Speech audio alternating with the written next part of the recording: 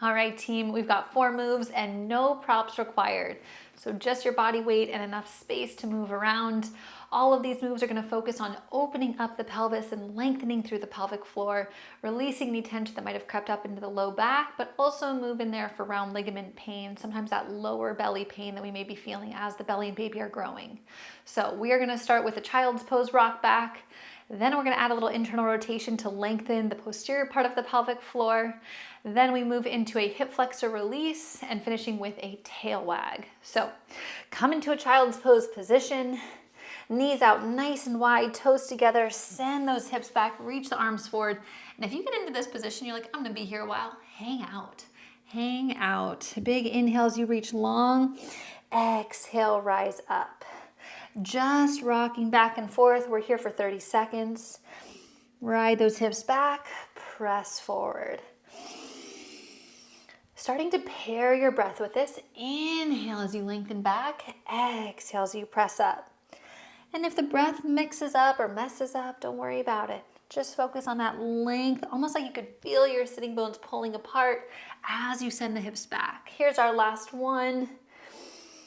Send the hips back and press up. For this next one, it's gonna feel awkward. It's gonna look awkward. You're gonna pull your knees in towards each other. Knees together, toes apart is the idea here. So knees in, ankles out. Send those hips back, press yourself up. You may notice you don't have the same range of motion here. Inhale, lengthen back. And again, the big focus on this one is feeling like there is a big length happening between your sitting bones. Keeping that back flat. Inhale, send the hips back and press forward. Knees and ankles out, also a great position at the end of labor for opening up the very bottom or the outlet of the pelvis. And press all the way up. Go ahead, lift your left leg forward. Come up into this half kneeling and then press into that right hip flexor. So with that right side, that's gonna feel that press forward. I don't want like a big dramatic Captain Morgan pose here. I just want that slight shift and press through the hips. It's small and it's subtle. Breathe into that opening here and then big reach up and over. Long through that side body stretch. 4 breaths. 3 more. Last 2. Final 1. Let's lift up and go right in that other side.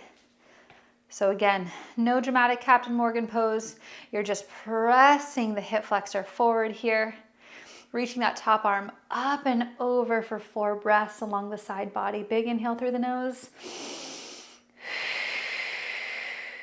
3 more. And maybe even with each exhale, you notice you can sink a little deeper into this stretch, a little more opening happening through this front line and an opening happening through that side line as well. 2 more breaths. Last one. And release. We're gonna lower all the way back down for a tail wag. Press the floor up and away. Hug the left heel in towards your seat. Wag that tail looking over your left shoulder and then look over the right shoulder. This is kind of what my dog looks like. Almost like he's trying to get a tennis ball out from under the couch. He's so excited. His tail is wagging like crazy. Or if he just sees a tennis ball in general. Wagging that tail. Wagging that tail. We're here for just 20 seconds on this side. And then we switch. Keeping the back nice and flat. Find that stretch through the spine. That's what's most important here. Looking back at the toes. Back at the toes. 3, 2, and 1. Lower that leg down. Let's go into the other side. Just 20 seconds on this one. Looking back. Finding that side to side.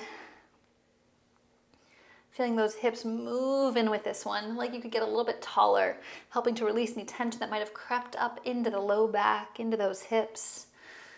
Last 3, 2, And 1. Lower it all the way down and back. Whoo! We did it, team. I will see you guys next week.